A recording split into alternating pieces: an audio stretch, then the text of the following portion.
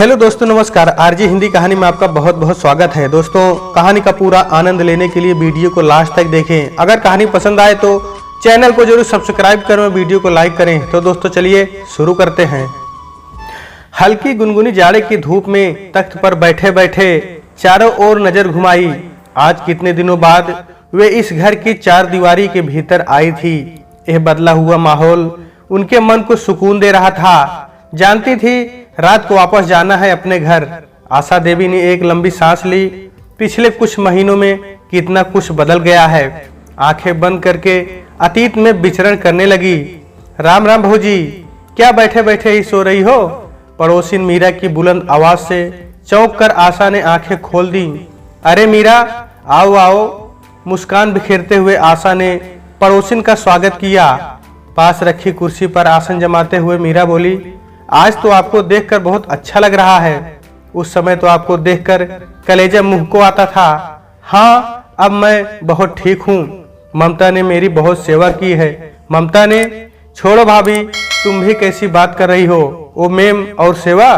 भाभी, आप तो सत्य बोलने के लिए जानी जाती हैं, फिर यह लीपा पोती क्यों? मुंह बनाकर मीरा बोली, सत्य ही बोल रही हूँ मीरा। तुम तो जानती ही हो अजय की पसंद के मैं कितना विरुद्ध थी।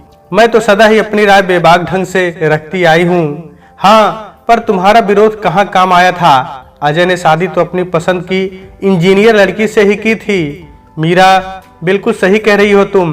अब लगता है कि बेटी की उस बगावत को मैं मन से क्षमा नहीं कर पाई थी। भाभी, कैसी बात कर रही हो? सारी दुनिया ने देखा था आपने कितनी धूमधाम से अजय का ब्याह किया था।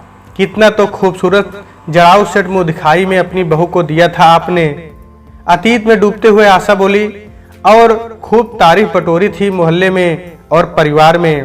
परंतु सच तो यही है कि मैं बेटे की इस पसंद को अब जाकर अपना पाई हूँ। और अपनाया भी क्या, उसने अपनी सेवा से मुझे जीत लिया है। भौचक्की सी मीरा आशा के चेहरे पर आते जाते भावों को देखे जा रही थी। मीरा, सच तो यह है कि अजय की शादी के बाद मैंने एक निष्ठुर सास की तरह अपनी छोटी बहू में कमियां निकालने का कभी भी कोई मौका नहीं छोड़ा। उसके बनाए हर खाने में नुक्स, उसके किए हर काम में नुक्स। भाभी, मीरा की आंखों में अविश्वास तैर रहा था। होता भी क्यों नहीं। मोहल्ले की न्यूज एजेंसी कहलाने वाली मीरा हर घर की अंदरूनी बातों की खोज खबर रखती थी। फिर पाक साफ इमेज रखने वाली आशा भाभी के बारे में इतनी धमाकेदार खबर की उसे हवा भी नहीं लगी। हाँ मीरा, सच यही है। हमेशा आदर्श का चोला ओढ़कर मैं कहती जीन्स टॉप पहनने वाली लड़की भला किसी घर की आदर्श बहू कैसे हो सकती है।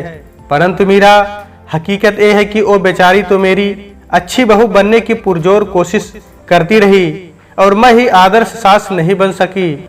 आदर्श तो छोड़ो, अच्छी सास भी नहीं बन पाई। पर भौजी, तुम्हारी ये नौकरी पेशा बहू तो 1 साल में ही अलग हो गई थी। नहीं, छोटी कभी अलग नहीं होना चाहती थी। मैंने ही तीनों को अलग अलग मकान लेकर रहने को कहा था। पता नहीं क्यों मैं ऐसा ही चाहती थी। मेरी सहपा जेठानियां भी उस पर हावी थी। बड़ा बेटा पुश्तैनी मकान में रहा तो मैं उसी के साथ रही, इसलिए वो आदर्श बेटा कहलाने लगा। मंझली जब आती दूर से ही सिर पर पल्ला डालकर आती। पूरा मोहल्ला देखता तो ओह भी आदर्श हो गई।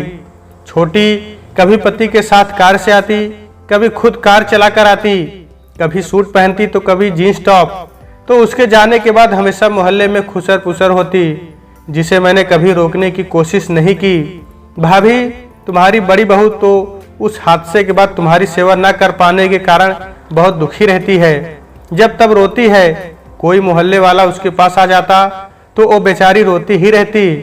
तुम्हारे लिए बहुत दुखी थी। मीरा, जानती हूँ, यह सब सुनती रही हूँ। लायक बहू का खिताब तो मैंने ही उसे दिलाया है।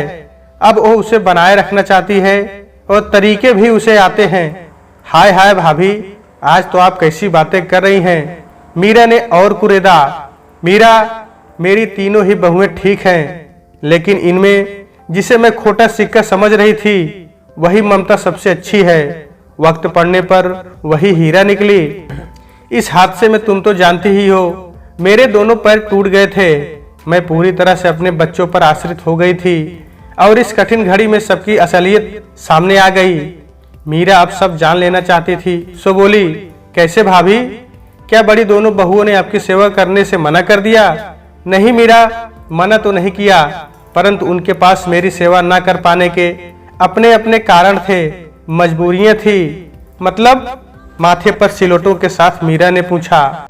उस दिन को कैसे भूल सकती हूँ मैं, जब अस्पताल से डॉक्टरों ने मुझे घर ले जाने की इजाजत दे दी तो सबसे पहले मेरी बड़ी बहू ने मुंह खोला और अपनी दोनों देवरानियों से बोली, ये तो मेरा सौभाग्य होता जो मैं माँ जी की सेवा कर पाती, लेकिन दोनों पैरों से लाचार माँ जी को बहुत देखभाल की जरूरत होगी। मेरी बेटी की इस वर्ष बोर्ड की परीक्षा है, ऐसे में घर में इस तरह का मरीज हो तो पढ़ाई पर असर आएगा। बेटी की परीक्षा के बाद मैं माँ जी को अपने पास ले आऊंगी, तब तक तुम दोनों इस जिम्मेदारी को उठाओ। मीरा को अपने कानों पर विश्वास नहीं हो रहा था। वह मुँह बाए सुन रही थी। बोली, अच्छा बाबूजी, फिर इन दोनों ने क्या कहा? मीरा बड़की के चुप होते ही मझली बोली, आपकी समस्या तो देख रही हूँ भाभी, लेकिन मेरी मजबूरी भी तो देखिए। दो छोटे छोटे बच्चों के साथ दोनों पैरों से लाचार बुजुर्ग की सेवा टहल कर पाना क्या संभव है? ममता को ही माँ जी को अपने पास ले जाना चाहिए। इसके पास ना तो अभी बच्चों की समस्या है और ऊपर से दोनों कमाते हैं, तो रुपए पैसों की भी दिक्कत नहीं होगी। और फिर कभी कोई जरूरत होगी तो हम तो हैं ही इनकी मदद के लिए। क्या कहती हैं भाभी आप? बड़की दार्शनिक अंदाज में बोली, हाँ ठीक है, पर ममता बोले, इसे क्या कहना है? ममता मुस्कुराते हुए बोली, कहना क्या भाभी, मैं अपने पास रखूंगी माँ जी को, उनकी सेवा करूंगी। आज उन्हें हमारी जरूरत है। मैं अस्पताल के बिस्तर पर पड़े पड़े अपनी प्रिय बहुओं के इस रूप को देख रही थी, कसमसा रही थी। उसी समय तीनों बेटे डॉक्टर के पास से मेरी छुट्टी करा कर आए। आते ही मंझला बेटा बोला, क्या गप्पे चल रही हैं भाई? जवाब बड़की बहू ने दिया, ममता चाहती है कि पहले वो माँ जी को अपने पास ले जाए, उनकी सेवा कर थोड़ा पुण्य कमाए। बड़ा बेटा बोला, ममता की भावना की कद्र करता हूँ, पर माँ को हमारे घर ही जाना चाहिए, वे वहीं रह रही थी, उनका सब कुछ वहीं है। मझली झट से बोली, ये तो ठीक है भाई साहब, लेकिन ममता प्रैक्टिकल बात कर रही है। उसका कहना है कि आपके घर में बिटिया की बोर्ड की परीक्षा है, उसकी पढ़ाई डिस्टर्ब हो जाएगी। मंझला बेटा झट से बोला, हाँ ये बात तो सही है, तब तक हम ले चलते हैं माँ को अपने घर। ममता नौकरी करती है, वो कैसे कर पाएगी, और कर भी ले तो दिन भर माँ अकेली रहेगी। हमारे यहाँ तो बच्चों के बीच उनका मन लगेगा। बड़ी बहू तुरंत मझली की मदद में बोली, पर मुझे ममता की बात ही सही लगती है भैया, वो जानती है घर में कितने काम होते हैं, अतः वह व्यवहारिक बात कर रही है। उसका कहना है कि दो दो छोटे बच्चों के साथ पूरी तरह से लाचार बुजुर्ग की सेवा करना ठीक से संभव नहीं है। अभी वो संभाल देगी, मुझे तो इसमें कोई हर्ज नहीं लगता। बड़े बेटे ने ममता से सीधे पूछा, तुम बताओ ममता, तुम्हें कोई परेशानी तो नहीं होगी? नजरें झुकाकर छोटी बहू जेठ से बोली, माँ की सेवा में कैसी परेशानी भैया, मुझे खुशी होगी यदि माँ जी मेरे घर चलेंगी तो। मझला बेटा गहरी सांस लेकर बोला, तू बहुत भाग्यशाली है छोटे, खूब खुश रहो ममता।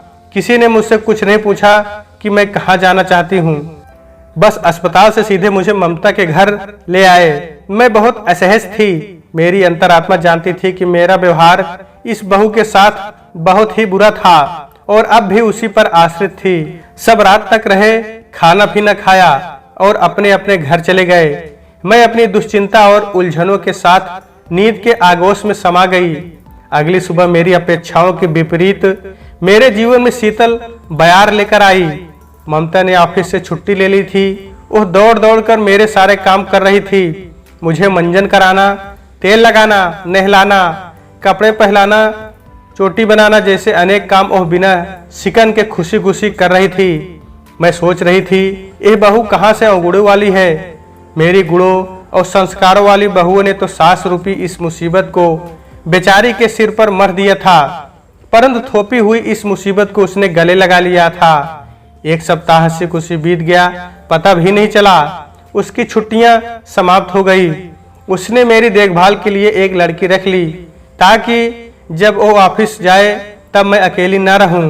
वो सुबह से उठकर मेरे सारे काम अपने हाथों से करती, मुझे व्हील चेयर पर बैठाकर टीवी चलाकर रिमोट मुझे दे जाती, दोपहर में कार चलाकर आती, मुझे खाना खिलाकर बिस्तर में लिटा देती, फिर खुद ऑफिस चली जाती। शाम को आती तो मुझे व्हील चेयर पर बैठाकर पार्क में सैर कराने ले जाती। मीरा उन्हें टोकती हुई बोली, बड़ी दोनों आती तो होंगी ना दूसरे तीसरे दिन, आखिर एक ही शहर में तो तीनों रहते हैं। नहीं मीरा, 15 दिनों तक तो दोनों ने आने का नाम ही नहीं लिया। शायद डर रही थी कि छोटी उन्हें ले जाने को ना कह दे। बेटे दोनों रोज ऑफिस से लौटते हुए आ जाते थे। जब 15 दिन बाद दोनों बहुएं आई तो साथ में समस्याओं का अंबार लेकर आई, ताकि ले जाने जैसी बात कोई कह ही ना पाए, ताकि ले जाने जैसी कोई बात कह ही ना पाए। पर इन 15 दिनों में मेरे मन का मैल धुल गया था। छोटी ने मेरा मन जीत लिया था और उसके साथ किए अपने व्यवहार पर मुझे दिल से पछतावा था। मुझसे पूछा गया होता कि मैं कहाँ जाना चाहती हूँ तो मैं छोटी के घर आने से मना कर देती। आई तो मैं मजबूरी में थी, पर अब मैं सिर्फ उसी के पास रहना चाहती हूँ। ईश्वर से प्रार्थना करती हूँ कि जल्दी उसकी गोद भर दें। मीरा ने छेड़ा, लगता है ममता ने आप पर जादू कर दिया है। मीरा, जादू तो है, पर ये प्यार का जादू है, सेवा का जादू है। इस घर में जहाँ हम बैठे हैं कितनी यादें जुड़ी हैं मेरी, पर अब ये अपना सा नहीं लगता। ममता का घर ही मुझे अपना घर लगता है। मीरा, घर 4 दीवारों से नहीं बनता, वो बनता है अपनों के प्यार से, अपनेपन की भावना से, अपने मन के एहसास से। आज मैं बड़के की शादी की सालगिरह मनाने छोटे बेटे बहू के साथ आई हूँ। रात में दावत खाकर अपने घर यानी ममता के घर वापस चली जाऊंगी, उस पर अपनी ममता लुटाने। उठते हुए मीरा बोली, भौजी, भगवान करे ऐसी इंजीनियर बहू हर घर में आए और मकान को घर बना दे। दोनों ने हाथ जोड़ा और अपने अपने ख्यालों में खो गई। तो दोस्तों, आज के वीडियो में बस इतना ही। कहानी आपको कैसी लगी कमेंट बॉक्स में जरूर बताइएगा। अगर कहानी पसंद आई है तो कृपया चैनल को जरूर सब्सक्राइब करें और वीडियो को लाइक करें। तो दोस्तों, आपसे फिर मिलते हैं अगले वीडियो में, तब तक के लिए नमस्कार।